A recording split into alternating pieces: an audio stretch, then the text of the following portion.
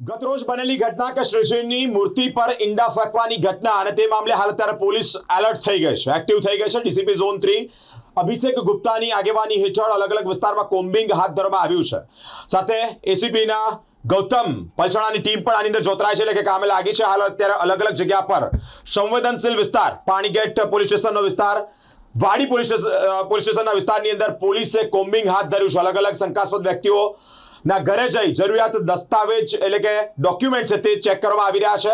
Combing હાથ ધરવામાં આવ્યું છે, કોઈ અનિચ્છનીય બનાવ ન બને તે માટે હાલ અત્યારે કોમ્બિંગ હાથ ધરવામાં આવ્યું છે। પોલીસ ચાપતો બંદોબસ્ત રાખી રહી છે, શંકાસ્પદ વ્યક્તિઓની પૂછપરછ પણ હાથ ધરી રહી છે। વાહનોના ડોક્યુમેન્ટ પણ પોલીસ હાલ અત્યારે માંગી રહી છે। અલગ અલગ જગ્યા પર કોમ્બિંગ હાથ ધરવામાં આવ્યું છે।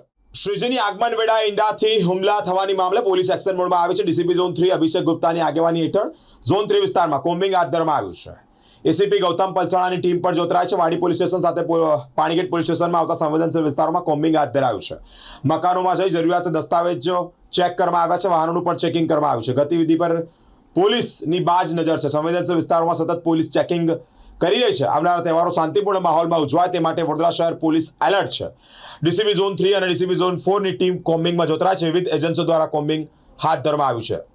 સિગ્નસ્ટ લોકો પર વોચ પણ રાખવામાં આવ્યું છે। તહેવારોમાં પોલીસનો ચાપતો બંદોબસ્ત પણ રાખવામાં આવશે।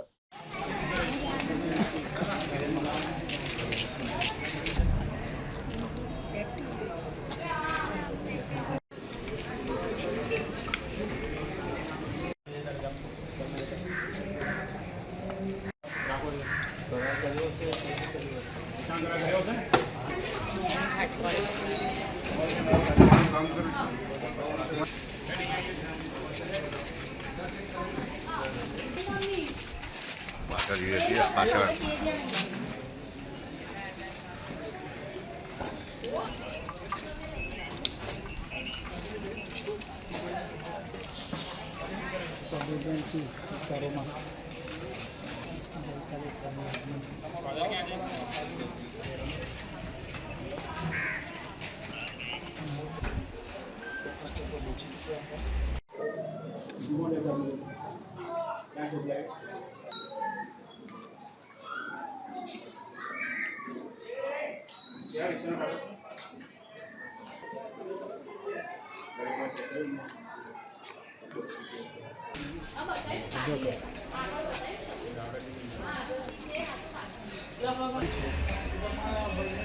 સાથે બંદોબસ્તની વાત કરીએ તો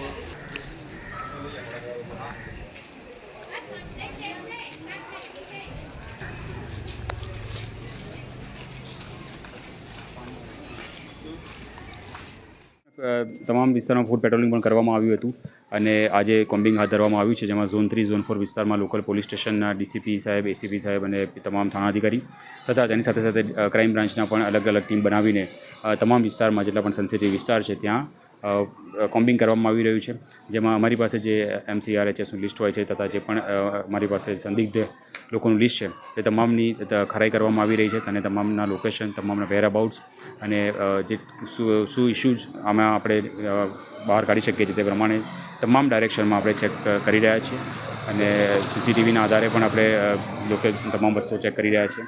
બોડી વોર્ન કેમેરા સાથે અને મહિલાઓને સાથે રાખીને યોગ્ય રીતે આજે કોમ્બિંગ હાથ ધરવામાં આવ્યું છે।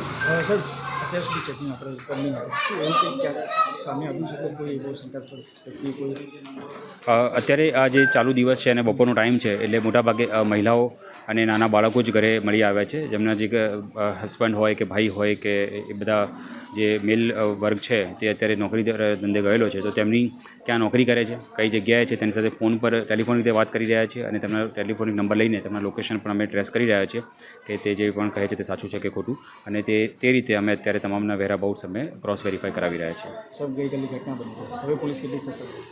પોલીસ સતર્ક હતી જ અને અત્યારે પણ સતર્કતાથી જ કોમ્બિંગ થઈ રહ્યું છે અને યોગ્ય રીતે બંદોબસ્ત પણ આજના દિવસમાં જે ગણપતિનું આગમન થવાનું છે તેમાં રાખવામાં આવશે જ અને યોગ્ય બંદોબસ્ત ફાળવી દેવામાં આવ્યો છે અને અત્યારે કોમ્બિંગ થઈ રહ્યું છે અને સાંજે ફૂડ પેટ્રોલિંગ મહેરબાન પોલીસ કમિશનર સાહેબ શ્રીની આગેવાનીમાં કરવામાં આવશે।